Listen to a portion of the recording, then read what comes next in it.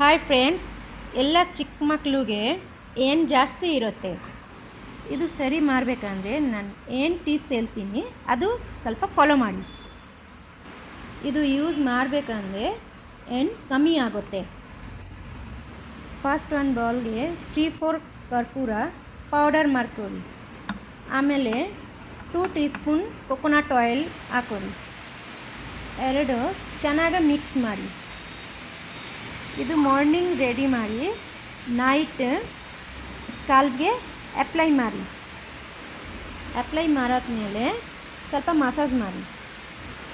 ಆಮೇಲೆ ಟೈಟ್ ಜೀರೆ ಹಾಕಿ over night stay ಆಗಬೇಕು. Next morning open ಮಾಡಿ ಚೆನ್ನಾಗಿ ಕುಮ್ ಮಾಡಬೇಕು. ಆಮೇಲೆ ಶ್ಯಾಂಪೂ ಹಾಕಿ ಚೆನ್ನಾಗಿ ವಾಶ್ ಮಾಡಬೇಕು. ಈ ಥರ 1 ವೀಕ್ ಕಂಟಿನ್ಯೂ ಯೂಸ್ ಮಾಡಬೇಕಂದ್ರೆ ಎಲ್ಲ ಏನು ಸತ್ತೇ ಹೋಗುತ್ತೆ.